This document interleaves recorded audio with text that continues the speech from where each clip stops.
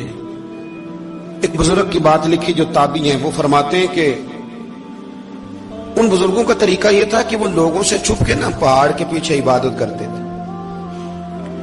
اور position in کی یہ تھی کہ کسی سے ملتے نہیں تھے، بالخصوص فجر کی نماز سے لے کر عصر کی نماز تک بکریاں رکھی ہوئی تھیں، ان کو چراتے رہتے تھے فرات کے کنارے اور نفل پڑھتے رہتے تھے۔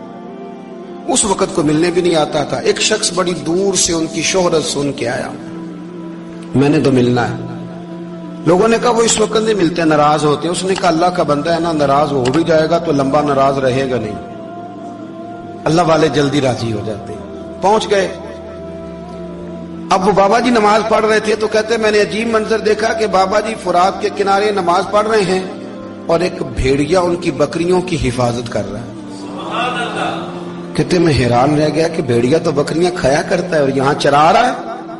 کہتے میں جب گیا تو بابا جی نوافل میں مشغول تھے، مجھے دیکھ کے کہنے لگا اس وقت کیوں آئے؟ میں نے کہا حضور اگر آئے گیا ہوں تو پھر مہربانی کرے قبول فرما لیں۔ میں بیٹھ گیا تو میں نے کہا حضور یہ بھیڑیا بکریاں چرا رہا ہے، بھیڑیا اور بکریے کی صلح کب سے ہو گئی؟ تو فرماتے ہیں لمبی تقریر نہیں، ہلکا سا جملہ۔ فرمانے لگے جب سے بکریوں کے مالک نے رب سے صلح کر لی ہے نا، تب سے بھیڑیوں نے بھی بکریوں سے صلح کر لی ہے۔ بکریوں کے مالک نے رب سے صلح کر لی، گناہ چھوڑ دیے، اس کی فرما برداری میں آ گئے۔ اب پھر اسے بکریاں چلانے کی ضرورت نہیں رہی، بکریاں نہ اب بھیڑیا چراتا ہے۔ کہتے ہیں میرے اوپر کپ کپی طاری ہو گئی بزرگوں کی بات سن کے، اور مجھے پیاس لگی اور خواہش آئی کہ پتہ نہیں اب بابا جی کچھ کھلائیں پلائیں گے بھی کہ نہیں، بابا جی کچھ کھلائیں گے بھی کہ نہیں۔ کہتے میرے دل میں خیال تھا تو بزرگوں نے ایک لکڑی کا پیالہ، ان کے پاس وہ غار میں بیٹھے تھے تو ایک چھوٹا سا پتھر تھا، اس کی ڈھلان بنی ہوئی، بابا جی نے اس کے نیچے لکڑی کا پیالہ رکھا، وہ رکھا ہی تھا تو وہ دودھ سے بھر گیا۔ کہتے انہوں نے مجھے دیا تو ٹھنڈا اور میٹھا دودھ، میری طبیعت خوش ہو گئی۔ بابا جی نے دوبارہ وہی پیالہ اسی جگہ رکھا تو شہد سے بھر گیا۔ 1000 سال پہلے داتا صاحب لکھ رہے ہیں، کہتے مجھے دیا۔ میں نے فوراً کہا، میں نے کہا حضور یہ دودھ تو گائیں بھینس دیتی ہے، پہاڑوں سے تو نہیں نکلا کرتا، اور شہد تو شہد کی مکھیاں دیتی ہیں، پتھروں سے تو نہیں نکلتا، یہ آپ کہاں سے نکال رہے ہیں؟ تو کہتے ہیں وہ قرآن مجید پڑھنے لگے۔ وَإِذِسْتَسْقَىٰ مُوسَىٰ لِقَوْمِهِ، جب موسیٰ کی قوم نے ان سے پانی مانگا، فرمانے لگے موسیٰ کی نافرمان قوم پانی مانگے، حضرت موسیٰ پتھر پہ ڈنڈا مارے تو اللہ وہاں سے 12 چشمے جاری کر دے۔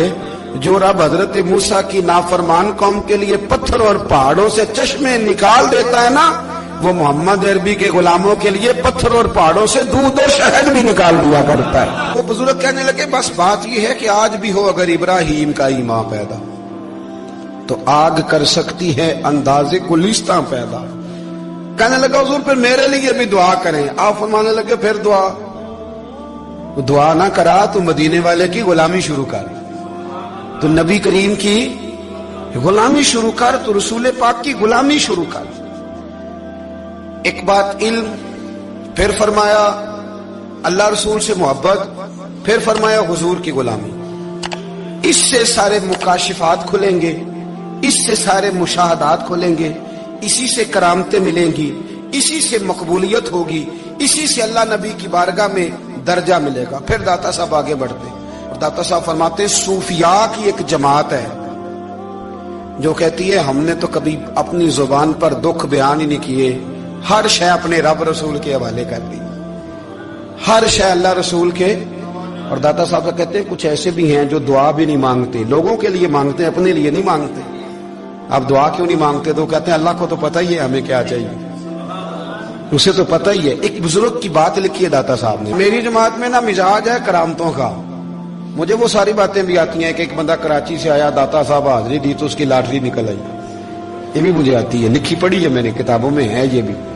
ایک بندہ، یہ ساری باتیں آتی ہیں کرامتوں میں، بڑی ساری چیزیں لوگ بیان کرتے ہیں کہ میں وہاں آیا اور میں نے حاضری دی تو موج لگ گئی، یہ ساری باتیں آتی ہیں۔ ہمارے پرانے بزرگ اور بھی قصے سنایا کرتے تھے، ساری ہمیں چیزوں کا پتہ، پر جو عنوان ہے نا وہ حضرت شیخ ابو نور کہتے ہیں کہ ایک بندہ داتا صاحب کے مزار پہ گھوم رہا تھا، داتا 10 روپے دے، 10 روپے دے، 10 روپے دے، تو ایک بندہ بڑی دیر سے اسے دیکھ رہا تھا، وہ کہنے لگا داتا نے تجھے کیا دینا ہے، ادھر آ میں دوں۔ اس نے 10 دیے، بندہ بڑا حسین تھا، ہنس پڑا، کہنے لگا داتا تیرے بھی صدقے جاؤں، دن آنے لگا تو منکر سے ہی دلوا دیے، جو نہیں مانتا اسی سے دلوا دیے۔ وہ بڑا پریشان ہوا، میں اور چکر میں تھا، اس نے میرے اوپر ہی جڑ دی ہے بات، کہنے لگا داتا تیرے صدقے جاؤں۔ تو یہ ساری باتیں کتابوں میں موجود ہیں، لوگوں نے اپنے اپنے مشاہدات جو جس کے ساتھ پیش آیا اس نے بیان کیے ہیں۔ بہت ساری باتیں قابل بیان ہیں، پر جو عنوان ہے میں اس پہ رہنا چاہتا ہوں۔ داتا صاحب رحمت اللہ علیہ فرماتے ہیں ہماری تعلیمات ہیں کہ اپنے دکھ درد دنیا داروں سے بیان نہیں کرنے، سوال کا دروازہ لوگوں کے سامنے کھولنا اللہ والوں سے کہیں گے کبھی کہنا ہوگا تو دنیا داروں سے کہنا۔ کہتے ہیں کہ شیخ احمد نام کے بزرگ تھے، ساری زندگی کسی کو کام نہیں بتایا، ساری زندگی بڑی مشکلات آئیں، پر کبھی اپنی ذات پر سوال کا دروازہ نہیں کھولا۔ ایک ایسی مشکل آئی کہ جو حل ہی نہیں ہوتی تھی، کسی نے ان پر کوئی الزام لگا دیا۔ ابو مسلم نام کا ایک بادشاہ تھا، اس کی حکومت تھی، اس نے پکڑ کے قید میں ڈال دیا۔ اب قید میں ہیں، جرم لگ گیا ہے، فرد جرم عائد ہو گئی ہے، جیل میں ہیں۔ لوگ کہنے لگے حضرت جی اپنی صفائی میں کچھ کہیں، فرمانے لگے ساری زندگی بندوں سے کچھ نہیں کہا، اللہ رسول کو پتا ہے میں بے گناہ ہوں، مجھے کہنے کی ضرورت نہیں۔ داتا غازی بخش علی حجویری نے لکھا ہے، داتا صاحب کہتے ہیں تو یقین کامل تو پیدا کر، تو ایمان تو پختہ کر۔ داتا صاحب کہتے ہیں وہ ابو مسلم جو بادشاہ تھا وہ نیک آدمی تھا، اسے رات کو خواب میں نبی کریم کی زیارت نصیب ہوئی، اور حضور سید عالم صلی اللہ علیہ وسلم فرمانے لگے تو نے اللہ کا ایک نیک بندہ جیل میں ڈال دیا، ڈر نہیں آتا، وہ تو بے گناہ ہے۔ بادشاہ آدھی رات کو خود اٹھا، دادا صاحب فرماتے ہیں کسی گارڈ کو نہیں بھیجا، پولیس والے کو نہیں بھیجا، جیلر سے نہیں کہا، خود گیا، جا کے جیل کا دروازہ کھولا، دروازہ کھول کے اس درویش کو آزاد کیا، کہنے لگا بابا جاؤ مجھے پتا چل گیا بے گناہ ہے۔ بابا جی سلام کر کے جانے لگے تو بادشاہ پھر آگے آیا، ہاتھ باندھے، ہاتھ چومے، کہنے لگا حضور آپ بڑے نیک ہیں، میرے لیے کوئی حکم ہو تو بتائیے گا، میرے لائق کو خدمت ہو تو بتائیے گا۔ تو شیخ احمد فرمانے لگے تجھے ابھی بھی سمجھ نہیں آئی، تجھے ابھی بھی نہیں سمجھ آئی؟ کہنے لگا حضور کیا؟ فرمانے لگے جو تہجد کے وقت تجھے اٹھا کے مجھے رہا کرنے بھیج سکتے ہیں وہ میری کوئی ضرورت باقی رہنے دیں گے؟ مجھے کوئی ضرورت پڑے گی کسی اور کو کہنے کی؟ جو تہجد کے وقت تجھے اٹھا کے بھیجتے ہیں کہ جا کھول جا کے دروازہ، وہ ضرورت رکھیں گے میری؟ ضرورت مجھے رہے گی کہ میں تجھے اور کوئی کام؟ ابھی بھی تجھے سمجھ نہیں آئی؟ تو داتا علی حجویری رحمت اللہ علیہ فرماتے ہیں اصل میں ہماری طبیعت ہے، ہم نے بندوں سے دل لگا لیا ہے، دل اللہ رسول سے لگاؤ، کسی بندے سے لگانا تو اس سے لگاؤ جو اللہ والا ہو۔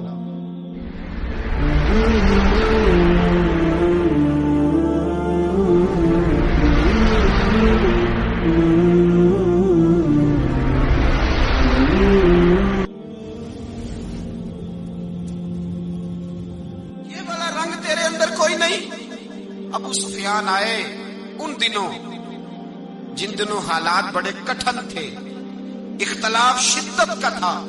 ابو سفیان آئے حضور کی بارگاہ میں، آئے کس لیے؟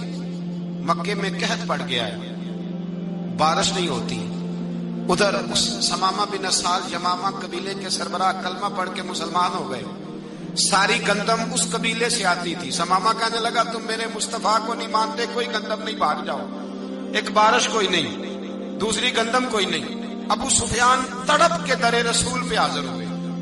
ابھی تھوڑے دن گزرے ہیں احد میں حضور کے دان شہید کیے، ابھی تھوڑے دن گزرے حضور کو ستایا ہے، ابھی تھوڑے دن گزرے حضرت امیر حمزہ کا کلیجہ نکال کے چبایا ہے، ابھی تھوڑے دن گزرے حضرت انس بن نضر کی گردن کاٹی ہے، ابھی تھوڑے دن گزرے عبداللہ بن جہش کے ٹکڑے کیے، ابھی تھوڑے دن گزرے حضور کو ستایا ہے، تڑپایا ہے۔ پر حضرت علی شیر خدا فرماتے ہیں میں ماننے والا اس رسول کا ہوں اس کے دانت شہید ہو گئے، احد کے اندر ساری داڑھی لہو سے بھر گئی۔ فرماتے میں رو پڑا اور میں نے کہا محبوب آپ نہیں مجھ سے برداشت ہوتا، دعا کریں اللہ ان پہ عذاب نازل کرے۔ اٹھائے ہاتھ، آپ دعا کریں گے تو اللہ تبارک و تعالیٰ دو پہاڑیوں میں پیس ڈالے گا۔ حضرت علی کہتے ہیں میں نے عرض کی تو حضور نے ہاتھ اٹھائے اور دعا کیا دی، اللہم اہدی قومی فإنہم لا یعلمون، اے اللہ میری قوم کو ہدایت دے دے، یہ جانتے نہیں یہ کیا کر رہے ہیں، اللہ انہیں ہدایت دے۔ یہ اخلاق حسنہ کا معیار. تھوڑے دن پہلے حضور کے ساتھ یہ رویہ. ابو سفیان اب بے حال ہو گئے, بچے بھوک سے مرنے لگے, جانور پیاس سے مرنے لگے. ابو سفیان چھپتا چھپاتا کہنے لگا چارہ کوئی نہیں, مصطفیٰ کے پاس جانا ہی پڑے گا. ابو سفیان مدینے پہنچ گئے.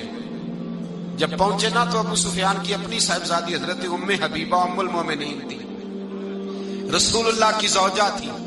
ابو سفیان جب آئے تو حضرت ام حبیبہ کے پاس سیدھے ان کے گھر گئے بیٹی سے ملنے.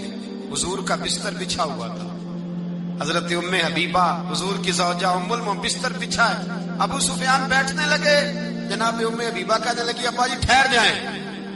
وہ ٹھہرے تو بستر سمیٹ دیا. کہنے لگے بیٹی شاید تیرے گھر میں کوئی قیمتی بستر نہیں, غربت چھپانے کے لیے بستر سمیٹ رہی ہو.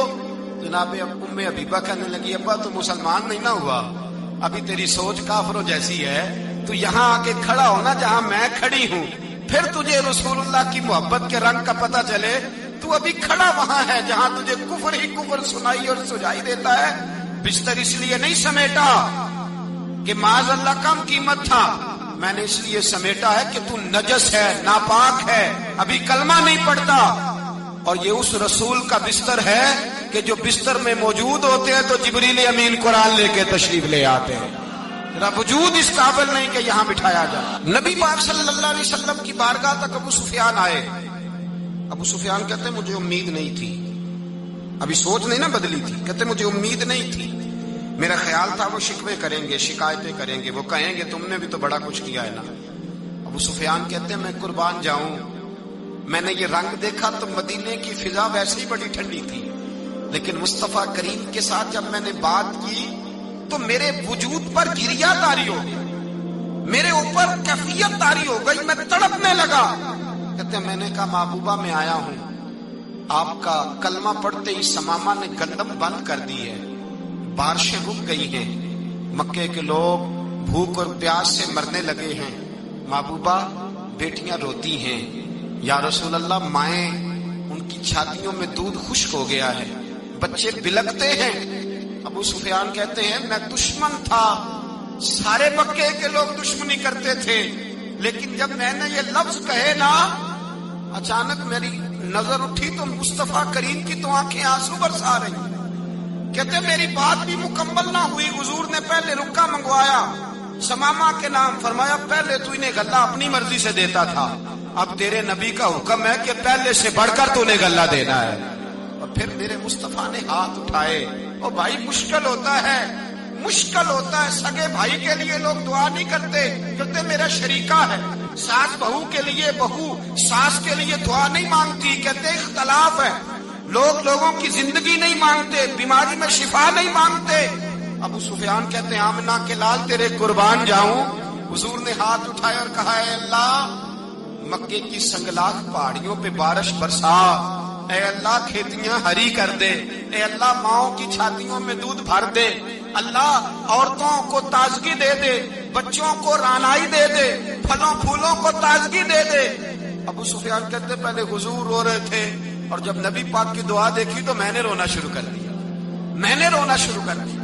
کہتے واپس آیا تو وہ احساس کہ یار یہ میں کس شخص سے مل کے آیا ہوں, یہ کس قسم کے آدمی سے مل کے آیا ہوں, یہ کیسا رنگ ہے, یہ کس قسم کا انداز ہے کہ جس کو میں پتھر مارتا رہا وہ میرے لیے دعائیں لے کے بیٹھا ہوا ہے, جس کو ساری زندگی ستایا ہے وہ میرے بچے کے لیے روتا ہے, میری بیٹی کے لیے اس کی آنکھ میں آنسو ہیں, وہ ہمارے لیے تڑپ رہے ہیں. میرے بھائیوں, ابو سفیان کہتے ہیں پھر دوسرا جلوہ میں نے تب دیکھا جب حضور مکے آئے, اور میں تو آخر تک لڑنے آیا تھا نا, حدیبیہ تک. کہتے ہیں جب رسول پاک مکے آئے اور حضور نے اعلان معافی کیا تو بنتا تو یہ تھا کہ مجھے سزا ملتی, لیکن میرے مصطفیٰ کریم نے فرمایا جو ابو سفیان کے گھر میں چلا جائے گا میں اسے معاف کر دوں گا.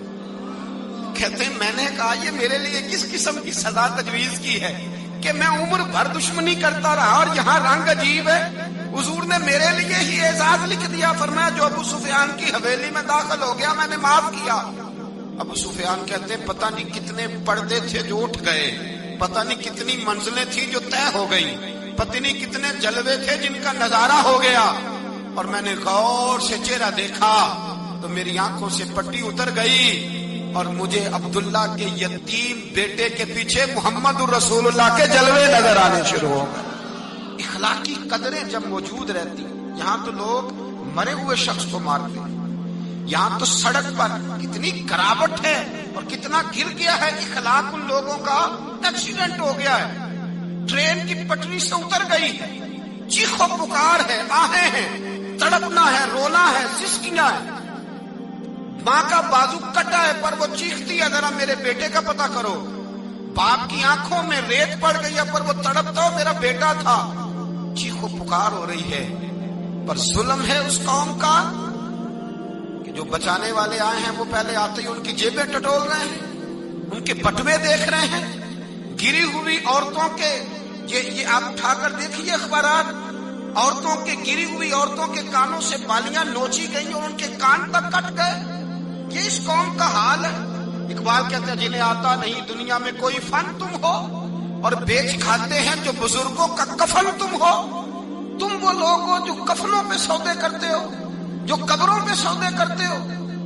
یہ لوگ تجارتیں کرتے ہیں، اخلاقی پستی کا یہ عالم کہ لوگ قبروں پہ سجدے کرتے ہیں، بیٹے بیچ کے دہیز خریدتے ہیں۔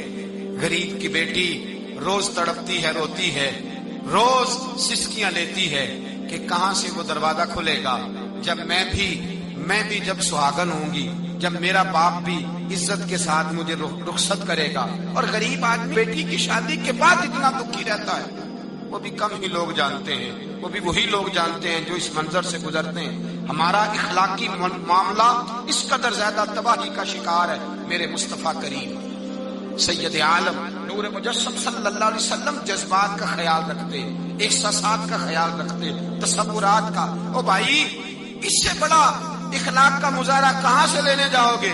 کہ آمنہ کے لال فرماتے ہیں میرا دل کرتا ہے نماز لمبی پڑھاؤں، نماز اللہ کی نماز، دل کرتا ہے لمبی نماز پڑھاؤں، میں لمبی لمبی صورتیں تلاوت کروں، میں کھل کے رب کریم کا قرآن پڑھوں، میں اللہ تبارک و تعالیٰ کے قرآن مجید کے ذائقوں میں کھو جاؤں۔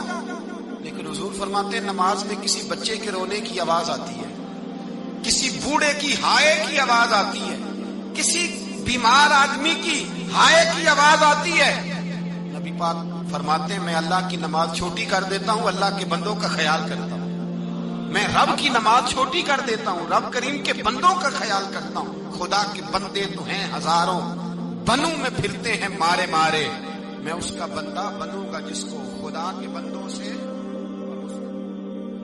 میرے حبیب کریم سید عالم صلی اللہ علیہ وسلم نے فرمایا اللہ کریم نے بندے کو، مخلوق کو پیدا کرنے سے پہلے جو تحریر سب سے پہلے لکھی تھی نا، اللہ نے اپنے پاس جو جملے سب سے پہلے لکھے تھے بندے بنانے سے بھی پہلے، وہ فکر یہ تھے کہ ان رحمتی سبقت اعلی غضبی، رب کریم نے لکھا تھا بے شک میری رحمت زیادہ ہے، میرا غضب زیادہ نہیں ہے۔ اس نے لکھا تھا کہ میری رحمت ہمیشہ میرے غضب پر غالب رہے گی۔